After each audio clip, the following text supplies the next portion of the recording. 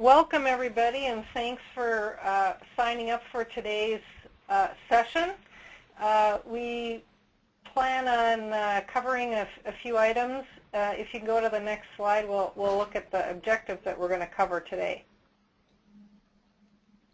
We did want to recap the transition from UWM to Ancilla, talk a little bit about the help desk tips, some information on the standard reports, where we are with that, a little bit about the Pentaho report application, some of the questions we've already had and some questions that you may well have on it, as well as a bit of a live demo on how the report function works. To let you know who's all hosting the call today, I'm Lisa Locken, the co-chair of the Perinatal Data Committee, and Alan Cooper from Ancilla is going to be primarily doing this. We also have Ann Conway on from WAPC. Hello, everybody.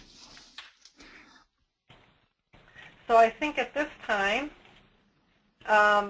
we can go ahead and start with Alan on the next slide, please. Great. Thanks, Lisa.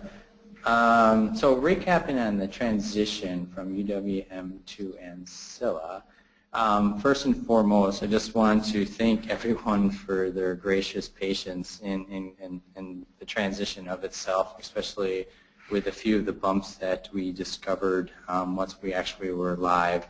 I think it really helped us stay focused and trying to accomplish and basically fix some of the issues we were dealing with, and having minimum of issues coming from you guys, it really helped us focus. Again, I really appreciate that. Overall, I think that it was a smooth transition when it relates to the application itself and the data.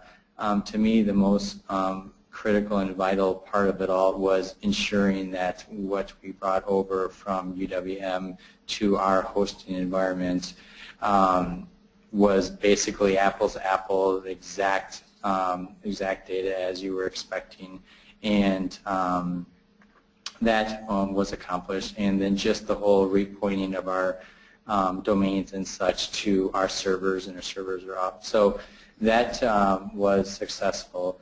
Just want to recap some of the bumps. I'm fairly certain a lot of you are aware of this in some fashion, either through dealing with it directly or just through word of mouth, but just thought it would be appropriate just to kind of share a few of those bumps or recap them at a minimum. You know, first we kind of started out with a little bit of the whole forget your email, and then one of the things that we didn't anticipate is when we were sending out basically your reset password link, we weren't envisioning a lot of hospitals possibly having their firewalls preventing those emails to get through. So that, unfortunately, you know, kind of made us scramble to ensure that, you know, people were able to get their basically reset password links and such. And I think at this point that problem is not as much prevalent anymore. At least in the last 2 weeks, I haven't really heard many people talk to me about at least not receiving that. And then just in general, reset password and login challenges.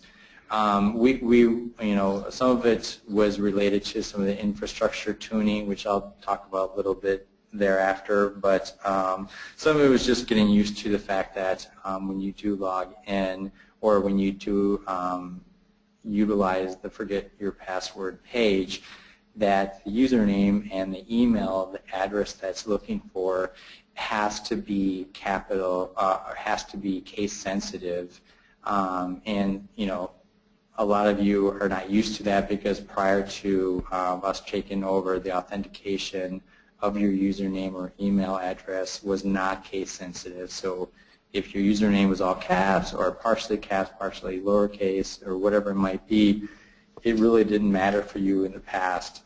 It does, though, matter to you moving forward, or at least when the transition does happen. So anyways, that kind of was one of those things we were kind of anticipating. We just weren't sure how much of a challenge that would be. But again, I think we worked through that with most of the people that we worked with, and hopefully, if you know people that have not logged in yet, or when they start to log in, do the forget password, I would just send them friendly reminders that their username is case sensitive, and so is their email address. And if the system tells you it doesn't recognize that, I would probably have someone on your team look up your username and see exactly what it is in the system. And worst case scenario, just let us know, enter in a service ticket, and we'll tell you exactly what it is that it is. The Cerberus bump was probably the biggest one that we experienced, and again, unanticipated. The first one being the whole SSL issue, secures security socket layer, and that essentially was something that we actually got a workaround going to fix that for the interim, but it is something that we have to address with the state to figure out how to resolve the issue from a long-term perspective. Essentially, we had to use our test SSL and what we were using that got established that is actually working with the state, and to use that for the moment, but we need to transition off that as soon as possible. And there's some other things, just, we had some database count type mismatch, which means nothing to the majority of everyone here, but essentially was preventing Cerberus from basically saving errors if you had any type of data errors. It was preventing it from saving errors, which then prevented which it basically was crashing the system when it would do that. And so then that was just causing those backlogs. And then similar, with report tables, that ultimately was the last issue dealing with Cerberus, which this report table that's used for when we do reporting basically speeds up the process of doing reports. And for whatever reason, the indexes on those reports when they were reconstructed were not working correctly. And once we kind of turned that off, rebuilt those report tables, we haven't had an issue since. So anyways, probably too elaborate, but just want to let you guys know, systematically, we were able to identify a lot of these issues. And again, thanks for your patience. Let's get through it. Infrastructure tuning, what that really means is sometimes we've been experiencing you may get an error on a page, a 500 error to page. Some of it we've seen when you try to do forget your password. Sometimes early on we were seeing that if, I think over one weekend we had an issue where our database archive logs got overcapacitated. A lot of those we're able to resolve in a timely manner. And at this point, we actually feel like the system is at its best point, and hopefully we can continuously massage the tuning of the infrastructure, but hopefully people are not experiencing those errors as they once were. And finally, just the Pentaho and IE8 or Internet Explorer constraints, which we'll talk further on when we deal with the reports, but some of those were just causing challenges for people to log in, or when they logged in, how do I actually find my reports? And again, the Internet Explorer 8 with compatibility mode doesn't align very well with Pentaho. So some of the bumps. I'm hopeful that you all are encouraged that those bumps are behind us for the most part, and we can move forward with kind of letting you guys use the system as expected. And again, obviously always let us know if you find something that we're unaware of by entering a service ticket. So, next slide, please. I have two things Yep. before we go to the next slide. One would be for anyone out there, as the webinar progresses, if you do have a particular question, you may type it in. And there is also a hand-raising feature that we may be able to use later. Barb, would that be correct? That is correct. Okay, so and there is one question here already, which would be, can information be entered into PeriData prior to data entry into Sybaris? And of course, Yes. the answer to that is yes, correct? You can Correct. enter it either which way. Yep. And then the follow-up is, when the record is certified, will it merge? Yes. Okay, so that's the only question so far. Okay. Just some help desk tips. The reason I even bringing this up is early on, as we're trying to do the transition, I basically was having everyone basically call me with their issues, and partly just be able to triage that as quick as possible, and then also seek to understand and provide immediate feedback. That obviously is not the model that is sustainable, but I just wanted to make everyone aware that we want to try to formalize back our process of leveraging our support.peridata.net help desk, and you are able to, as you once were before, clicking on the help in the help desk area in PeriData, which will bring up the support area, and you can enter in, log in, and you should already be logged in, but enter in your ticket through that manner, or call the number that is on there, the 751-8875, and leave a message. And the good thing about that and just entering a ticket is it records the information so that if you call me directly, I may not be available, but someone else on my team would be. They'll be able to see a lot of these things happen if I'm not around. So as well as if you sent in peridata_support@Ancilla Partners, that will actually go to the it'll create a ticket into support.peridata.net, and again, it'll capture the information that we need so that we don't lose sight of it. If you email me directly, I get so many emails a day that I don't want to have that unfortunately camouflage some support tickets to make sure that you guys are all being helped in a very efficient and quick way.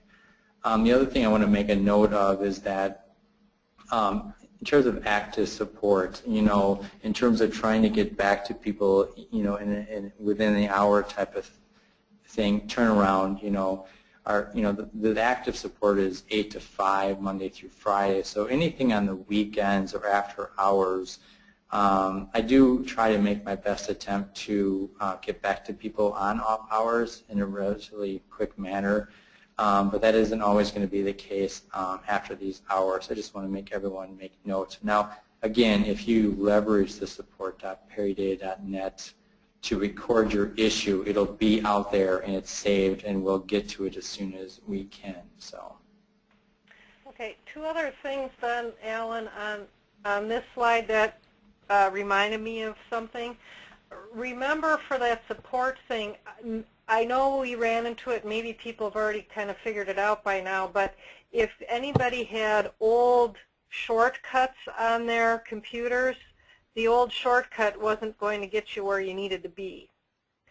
So like this shows here, HTTPS is the correct address for getting to support, and then again, if you're having trouble getting in, the first thing I'd check is to see if it was an old shortcut.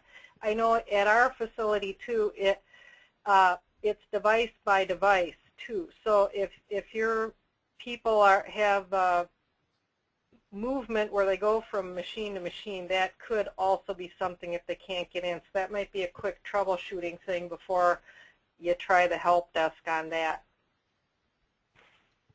I think that's all I had on that part.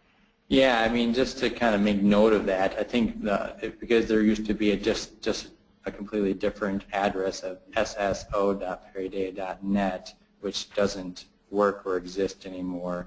I think 90% of the people on their shortcut had that as their shortcut. So, and that was more just to access PeriData. I'm not actually sure how people were saving off their support.peridata.net. I suspect that no one has, and they were just leveraging the help link within the tool itself. But this is a good address to also be aware of, because if for some reason you can't even get into the site, you wouldn't be able to put in a ticket that way. So this is another way to get a ticket in if you for some reason couldn't even log in. Yep. Yeah, okay. Correct. And worst case scenario, call, that number, or email. Either one. I mean, either one of these three options are the recommended option. Is really becomes personal preference at that point. Okay.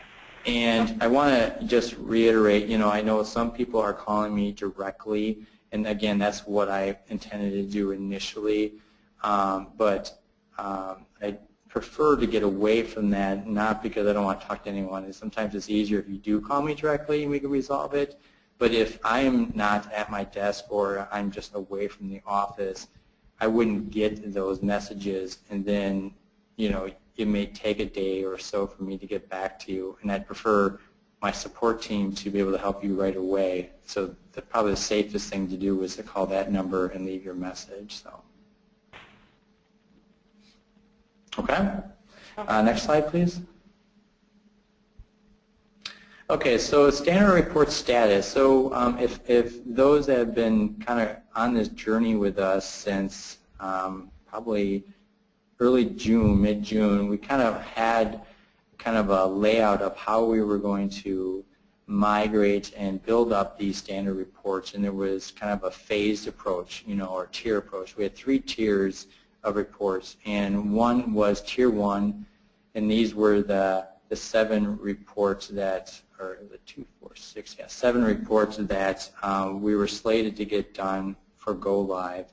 And then there was another like 5 or 6 for tier 2, and then another 5 or so for tier 3, of which tier 2 was targeted for sometime December, and tier 3 was targeted in February. At this point, speaking of just tier 1, they're all up and running. We do have 2 caveats of the delivery summary and the quality indicator summary reports. Based on how the filters are kind of working, Pentaho reporting is challenged a little bit by how it kind of transitions the groupings from an aggregate grouping of whatever you filter down your whether it's facilities or attendance or what have you, from an aggregate perspective, and switching over to a different type of grouping of whether it's all attendance, give me all my attendance, individualized, or all my facility individualized, or OB individualized. That type of flexibility seems to be a little bit beyond the capabilities of Pentaho at the moment.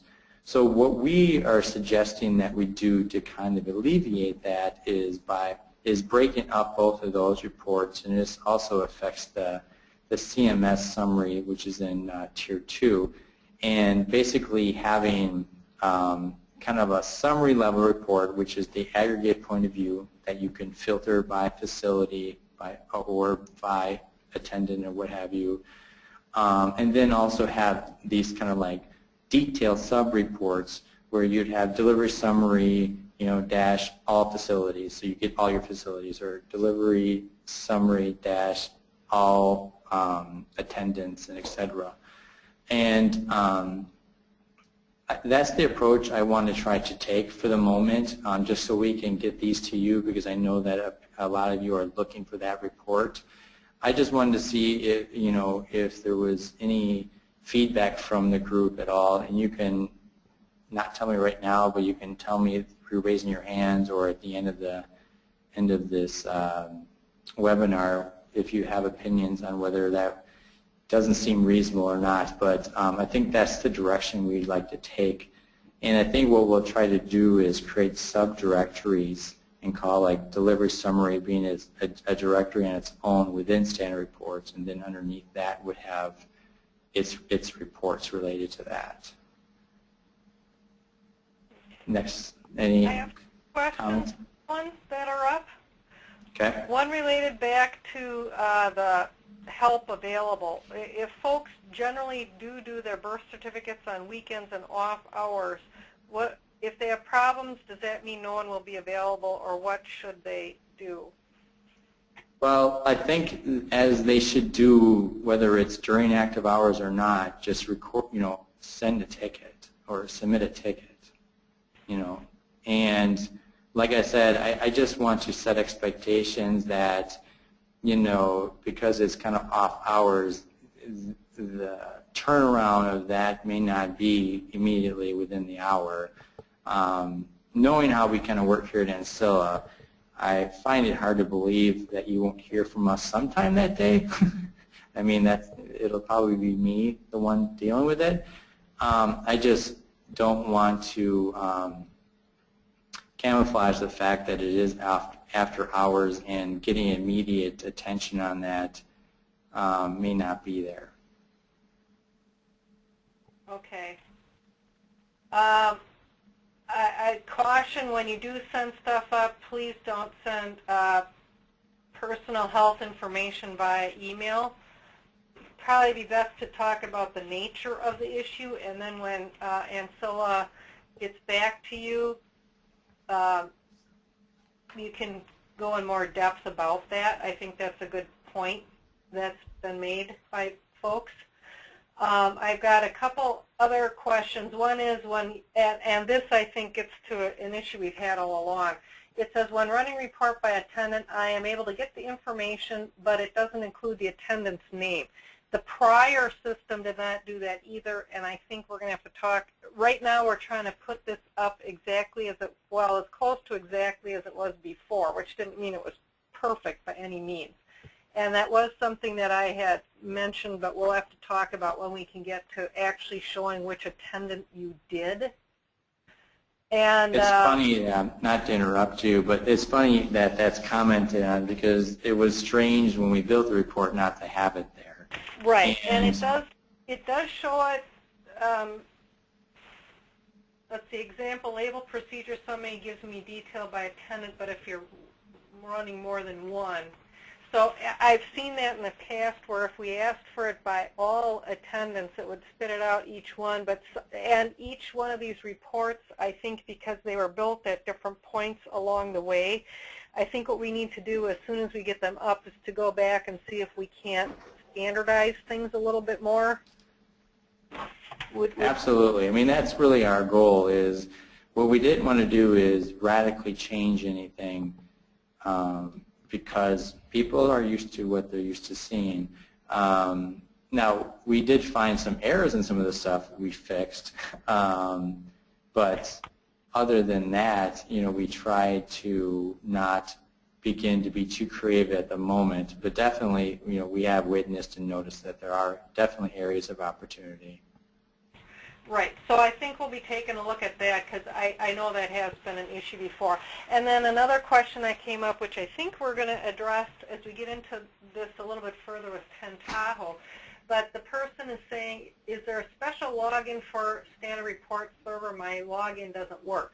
The answer is, it is the exact same one, but it could be where we're clicking on, which Alan's going to show us, or one of us is going to show in a bit, because it is the exact same login that should be working. Whatever your PeriData login is should be the same one for Tahoe. Is that correct, Alan? Exactly. Okay.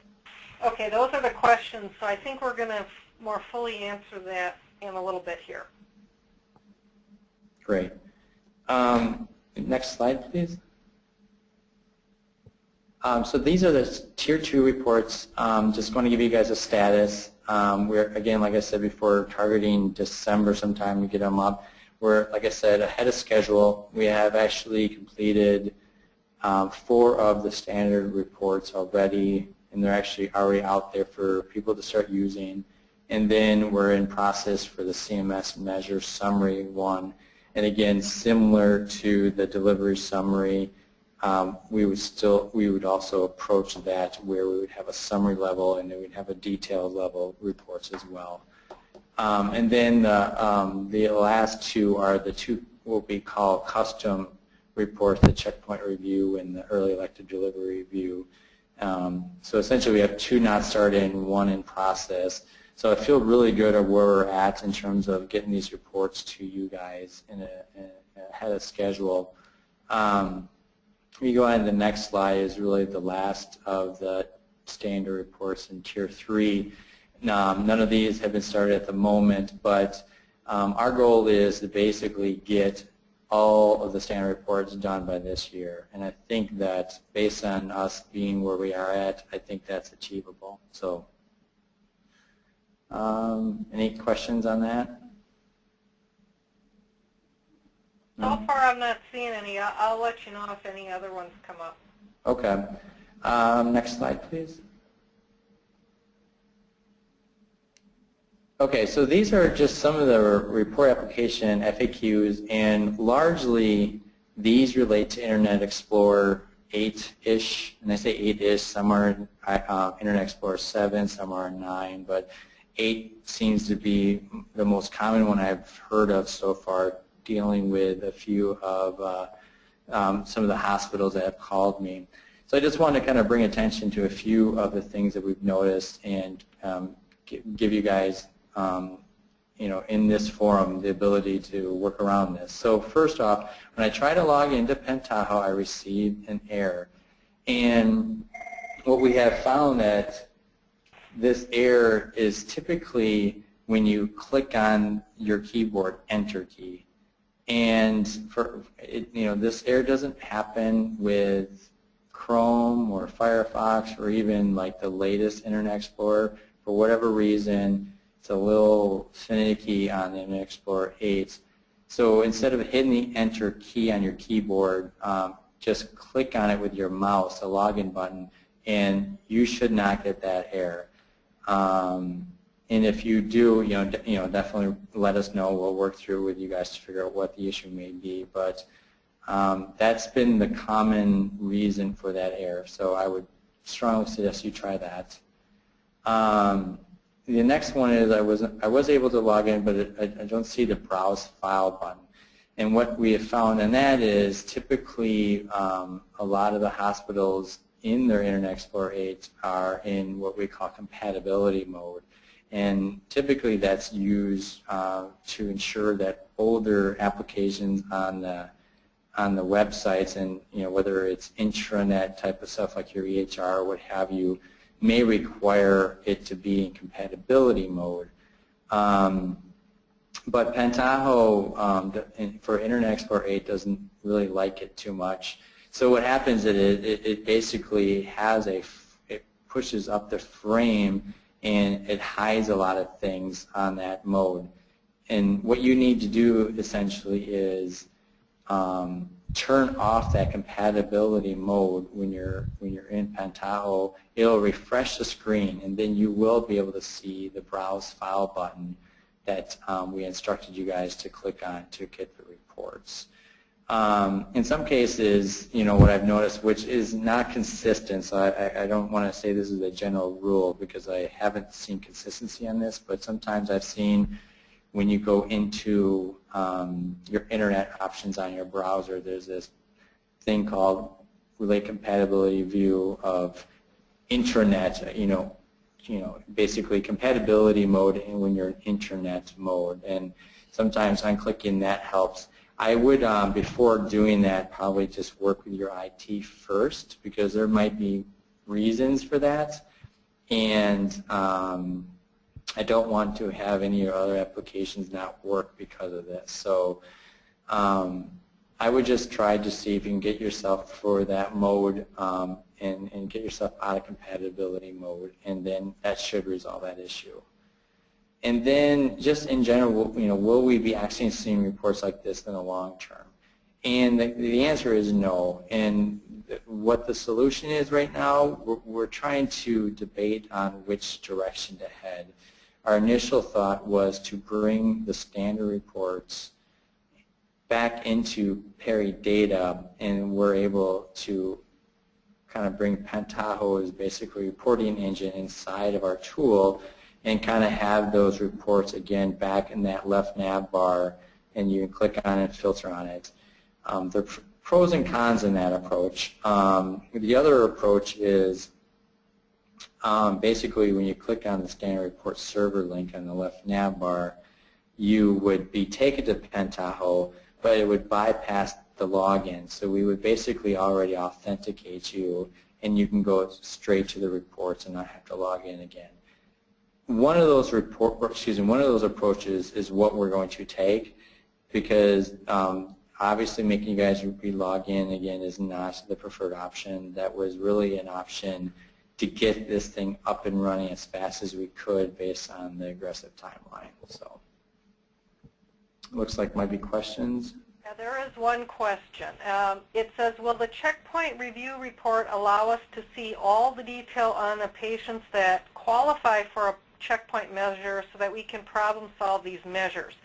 And I think the short answer is no.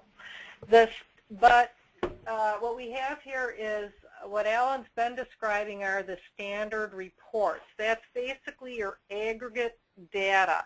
And on the checkpoint review and even that CMS review that they're working on at present, that gives you that overall for whatever time frame you picked, what percentage is in there, and for example, how many of the records are 100%, are they 100% done or not, in order to be able to calculate. I think what the person is wanting is what Alan talked about, that is not worked on yet, but it is high on the priority list, and those are those actual custom reports for early elective delivery and checkpoint. Those are those enormous ones that had been built for us in the past so that we could go in there and then see line by line, patient by patient, who is in the numerator and who is in the denominator and so on and so forth. So that is on ANSOLA's priority list there, but is not underway yet. And we had said we needed to get that done prior to the end of the year so that we still had time to be able to go after that before Q3 stuff was done. Is that a fair summarization, Alan, of that? Yes. Okay. And then the other question is, can we get this PowerPoint? The answer is yes. First of all, this broadcast is being recorded, much to my dismay, because I just love hearing my voice again. But also, I believe that this whole presentation will be posted up on the website afterwards. Is that correct, Ann?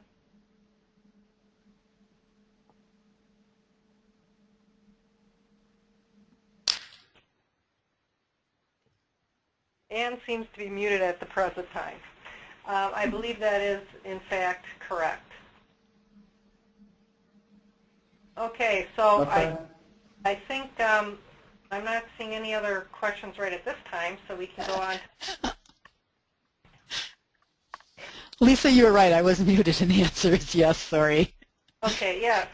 Okay, thank you. Okay, so I think we can go on to the next slide. Yeah, I think the next slide is actually doing the demo. So before I do that, the one thing that I wanted to use this slide for, because my browser does not have this because of its version, but if you can highlight on the compatibility button up above for me on that browser. Assume it's you, Barb. Yeah, right around there, right above it, near the refresh. There, perfect. There, yeah. Yeah, so I just want to highlight, when I speak to anyone that's on this call about, or even just making a note today about making sure this compatibility button is turned off, that's the button that I am talking about. That it's, if you look at that now, it looks like it's probably turned on. If you you know, click it again, which you can't hear obviously, but if you did, again, it would show it in non-compatibility view, and it wouldn't be like imprinted looking, like it looks like it's a little blue shaded versus it's grayish white. And that's what I'm referring to when you log in and you don't see the browse file. That's going to be your main reason of why you don't. I would suggest, you know, if you do have the ability to use a different browser holistically, you know, like Chrome or Google Chrome or Firefox, we would strongly encourage you to do that if your system allows you to do that. Those two browsers are just, in general, just more robust, and you won't have to worry about compatibility view in general, whether you use PeriData or Pentile. Okay, so I think next we'll just, actually I'm just going to do a quick tour of what you guys may have already seen. And I just want to leave this as an opportunity as I navigate to the reports and show you the reports, that you guys can raise your questions based on what you see, and we can kind of talk through some of those.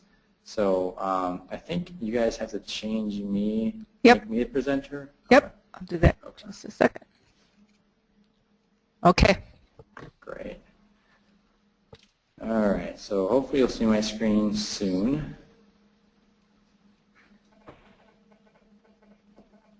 Everyone see it, Barb? Or yes, Lisa? we can see it.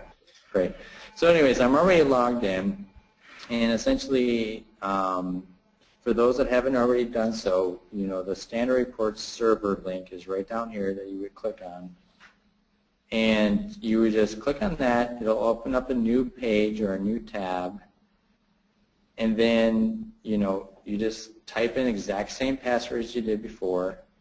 And then I would just, as a general rule, instead of hitting enter, just probably the safest thing to do is just use your mouse and click on the login page.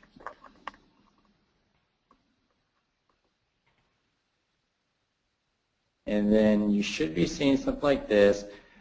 Just as a future reference, if we end up continuing to use this in the future, our goal is also to clean up a lot of this stuff. A lot of this stuff doesn't mean anything for what we're trying to do. So the landing page is one of our other items that we wanted to try to focus on of cleaning that up. So then once you get here, you can click on Browse Files. And then for those that I talk to sometimes, I always refer to go to the public, and then there's a little arrow next to it, next to the folder essentially to the left of it, that you just click on that, which is really just a drop down, and then you'll see standard reports. And then you just click on standard reports folder, and then to the right of those we'll see all the reports that are currently available. And then to access those reports, there's basically three ways. You can double click on a report and then it'll take you to the report to view it. You can just single click the report, and then to the right here you can either open it and it'll open into this browser, or you can do it open in a new window, which is what I would recommend people to do, because then you can do a few reports at a time and still keep kind of like where all the reports are at a single point of view. So like you click on check summary and then just open to a new window. And then what we initially had when we actually began using the software during the transition, we had this little button called Auto Submit turned on. And it was flagged essentially. And then what that would do is, if you change any of these parameters, the beginning day, end day, facility, attendance, whatever it might be, it would refresh the parameter set, and then it also would refresh the page right away too. And what we have found through talking to a lot of people is it just seemed to seem erratic, and it seemed to be a lot of refreshing going on, which I totally get. And so what we end up doing is actually, by default, turning that off for you. And you can turn it on yourself if you want to do that. But this will allow you to change your parameters here. And then when you're ready to actually see your report, you have to click on the View Report button. Okay. And in this case, if you looked at this for the checkpoint summary one, I don't know what St. Joe's is doing today, but apparently no person. So I don't know, Lisa. You better figure out what's going on there. Yeah. Anyways, so and then you're able at this point to, if you want to, some people have said I can't see the full report, what you can do is up above here, it looks like a bunch of lines or a list, if you will. It's called report parameters, and you can just actually click on this, and it'll actually hide that for you. So you can see the full report in the screen. And then if you want to access the parameters again, you would just click it again to access it and then change it. The one thing you will notice is every time you do change a parameter, though, and not want to refresh your screen, it will flicker a little bit, as you see here, and kind of refresh itself. And then if you want to view the report, again, click on the view report, and then you should be able to see your report then. Some other people have asked about, can I zoom in or zoom out? You'll notice if I mouse down to the right-hand corner here, PDF, this is more of a PDF function than it is a Pentaho function, is, you'll have ability to do, you want it to be a full screen, you want it to be the width of the screen, you want to zoom out gradually or zoom in gradually. These are just features. If you want to save the PDF, it looks like a little disk here, you can save it. If you want to print it and print it to your printer, you can print that. So these are some of the features that you can do that are typically just standard with Adobe that's related to your browser.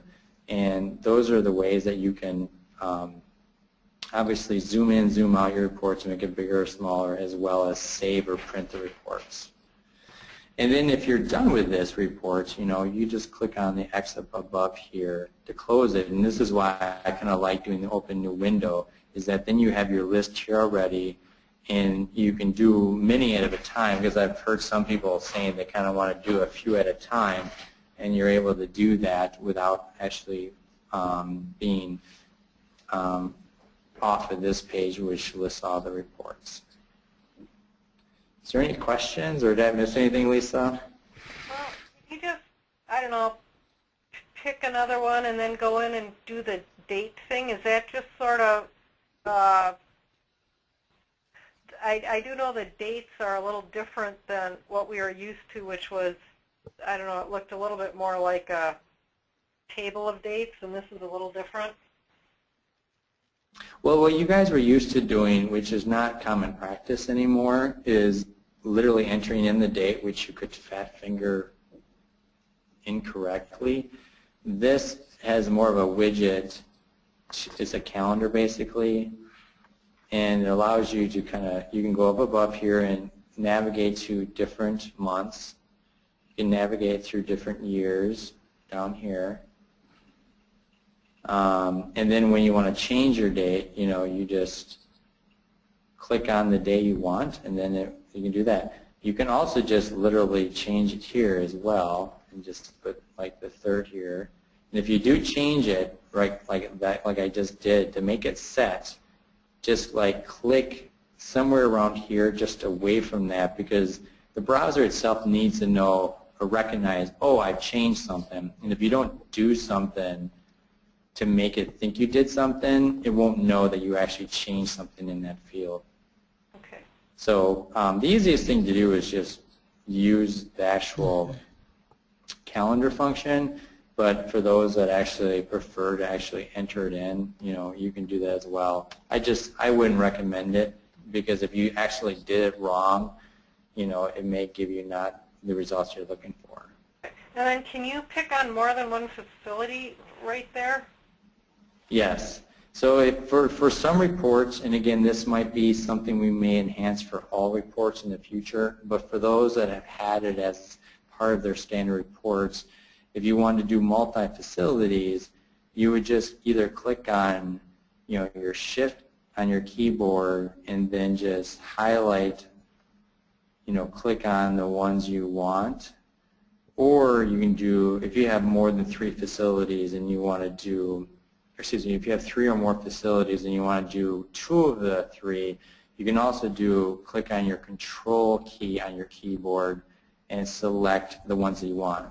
So essentially, the control key will allow you to, kind of like unclick or click individually, where the shift will kind of do it in the span. So if you had 3 here as an example, and you did a click on the All Saints and you did a shift and you did it to the last one, it would highlight everything in between.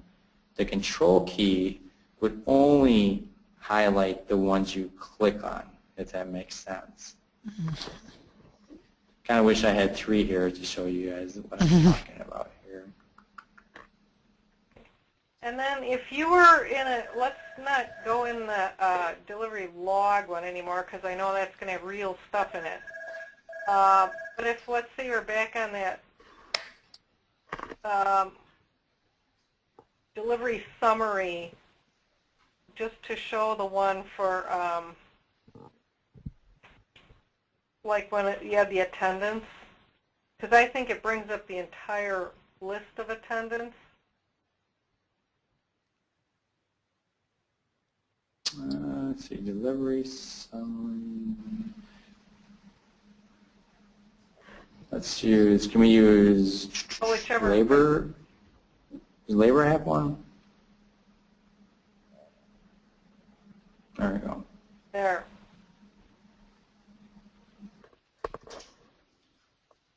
So, what's your question then?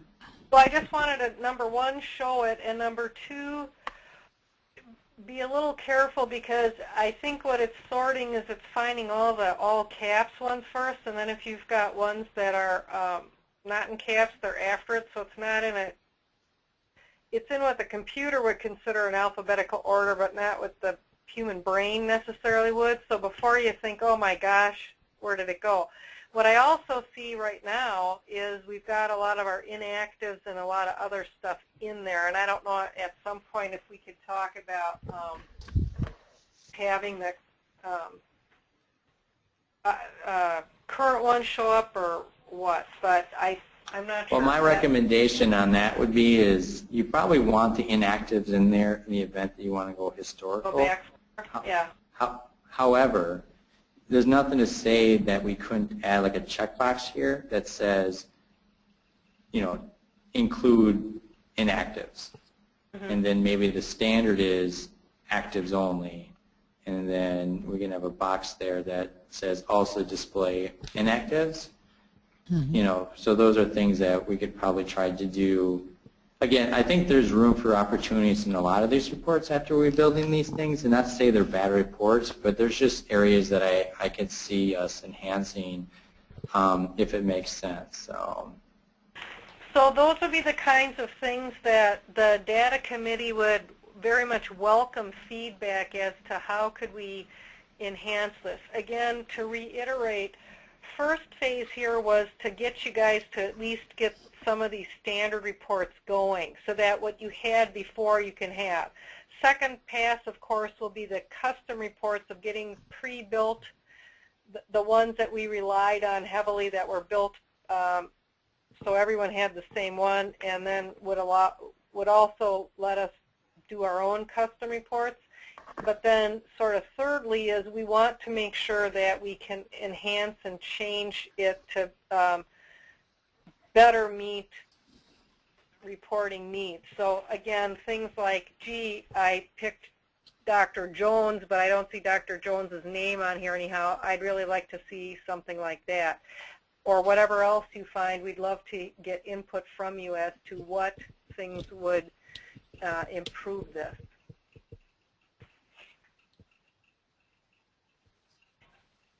Now, Alan, did you have other things on this? no, that's all I have.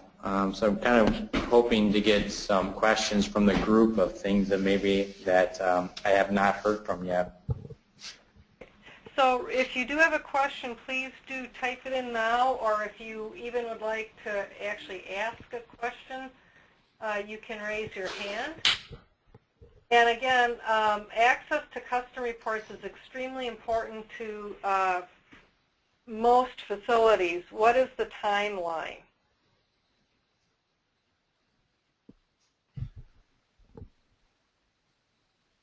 Our goal of this is Q4 sometime. Okay. So this year, Q4.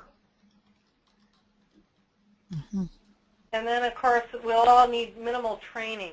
We definitely will be intending to hold at least one, if not more, webinars on how to do the custom reports.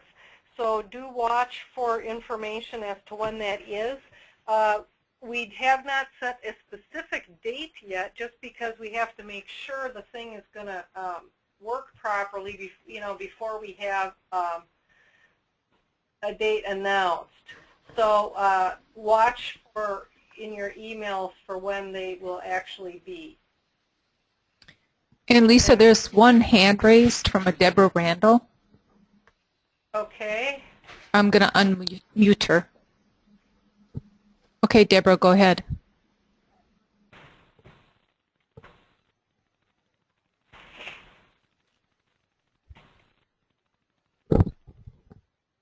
Deborah, are you there? Okay.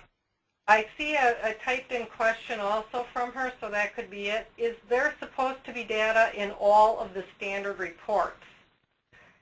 And I would say the answer is, if you filled in some data on a standard report, it should be showing something. Would that be correct, Alan? Yeah, I'm just wondering if there's a specific report, or because you mentioned, Lisa, was it the maternal risk factor one that, or multiple birth one? I don't know which one it was that you mentioned that doesn't actually get a lot of data on. Okay, well, the multiple birth log is to have you check to see if it seems like something doesn't make any sense. And that one, if things are being filled in correctly, it would be highly unlikely that that one would have it. Otherwise, the reports should pretty much have it in. And the testing that I've been able to do is we did print out what our reports look like for a given period of time beforehand, and we've been matching it up to what Ancilla's been building and looking for computational errors or that kind of thing. And right now it has been pretty much matching up. So I guess I'd say if there is something that's not working right, you need to send in a ticket so we know what thing isn't looking correct. And then back to we are in quarter 4. Yes, we do know we're in quarter 4, but it will be further into quarter 4. We had set, the data committee had set as a rough target to try to get this so that we had at least a month in which to go ahead and work on reconciling things for checkpoint and for early elective delivery. So we don't have an exact timeline on it, but that was what it would be.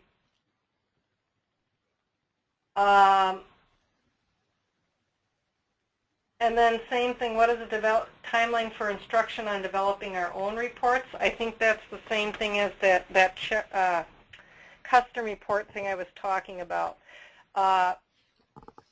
We will be hosting something, but we don't have an exact date yet on that. But it certainly will be this quarter, and it will be well before Christmas.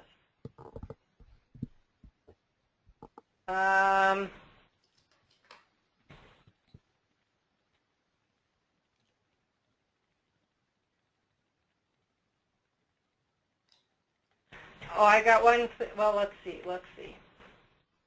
Some of us will likely need minimal training. If you need minimal training on something, that will be great. Maybe we'll even work on some kind of a reference sheet for folks that don't need a whole lot of training. I'm taking these slightly in order, so they may or may not look like they go together. Will Checkpoint be pulling data from Pentaho regarding their measures when we don't have a way of validating the detailed data until the custom reports are working? I would say the answer is Checkpoint only pulls once per quarter. They're not due to pull again until about January 1st, 2015, which is why we had set the goal for the custom reports to be up yet this quarter, so that we'd have probably close to a good month in order to go ahead and check our data. So they do not pull till then. Once in a while we can even talk to them about exactly which date they're going to pull. As you may remember, we had them pull a little bit early this last time because we were going through the conversion. It should have pulled October 1st, and we had them pull it September 15th. So I would imagine if for some reason we can't get it right at that moment, we would talk to WHA about when the pull would occur. And folks who else are on the line can add in if I'm not speaking accurately. Another question, will the Penn Tahoe demonstration be available after today for those who might have missed it? I would say the answer is yes. This webinar is being recorded, so people can come to the WAPC website and be able to see this presentation. I've got someone who says checkpoint summary is blank except for total, and there's also missing fields on delivery log. I think I would say for those things, if you can Alan, should they send that specifically in so that you guys can take a look at where exactly it seems to be an issue?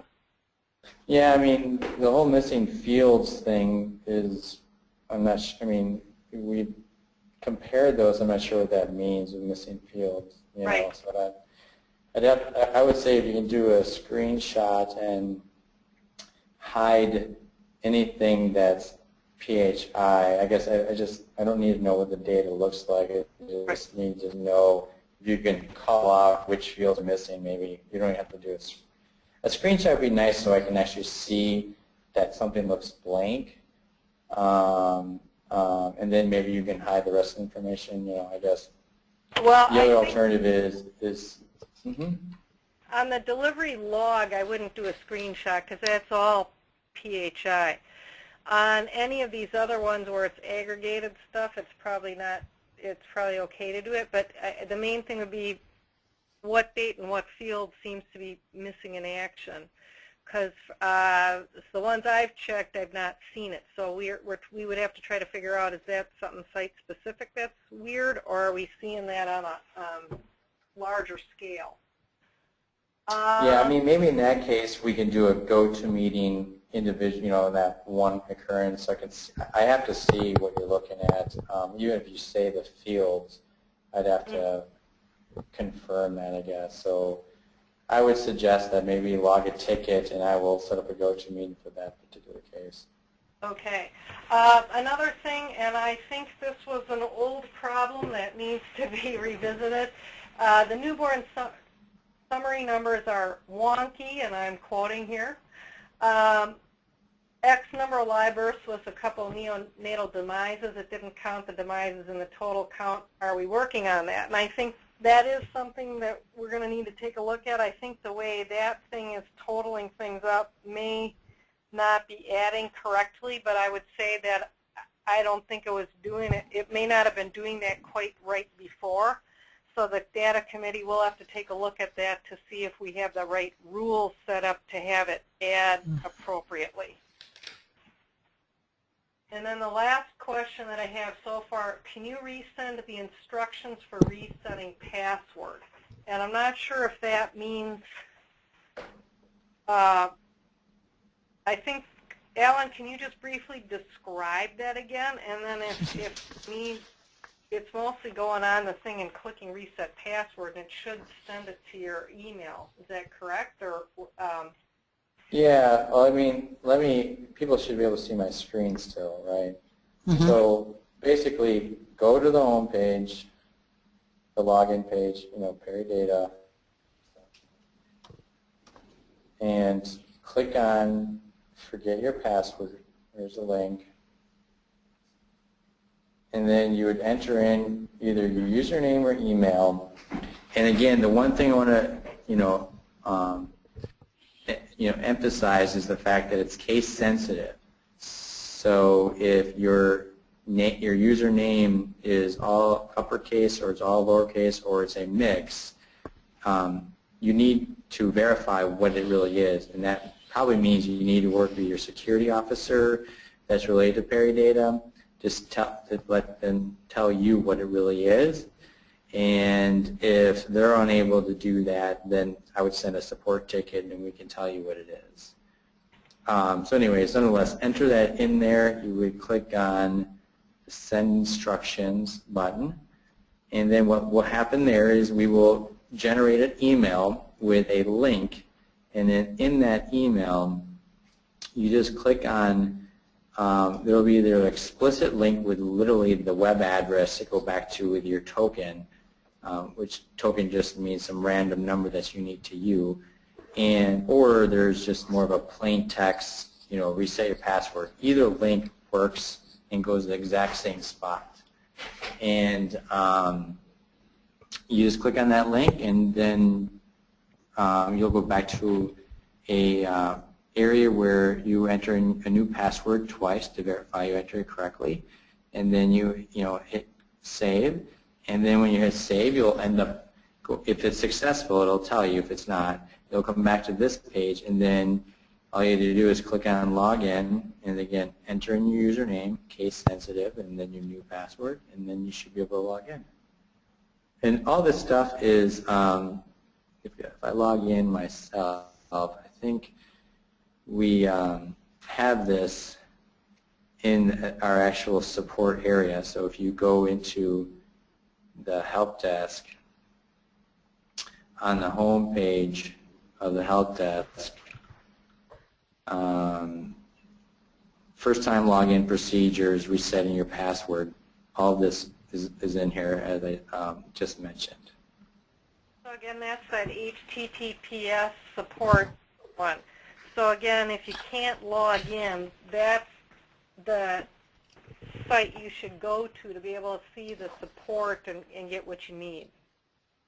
Because obviously you can't hit the help button if you can't get in, right? That's exactly right. That's yeah. true. Okay. Thank you, Alan, for that.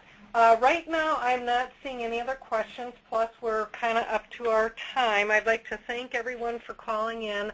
I know many, many, many of you, as well as myself, were very anxious to be able to get at the custom features so that we can start the work of rebuilding our reports and being able to get at patient-level information that we all need for our places. So again, we're acutely aware of that. We're going to put together a webinar just as soon as we can when we know this is functioning at a level that will allow you to do that in a fashion that's trustworthy and that type of a thing. So again, please stay tuned for when that webinar will be. Again, today's information will be posted on the WAPC website, so you will be able to have access to others who maybe could not get at today's session. So I think since I'm not seeing any more questions, I think we'll wrap it up for today. Again, thank you so much for attending, and we'll look forward to talking with you again before too long. Thank you. Thank you, Lisa and Alan. Thank you.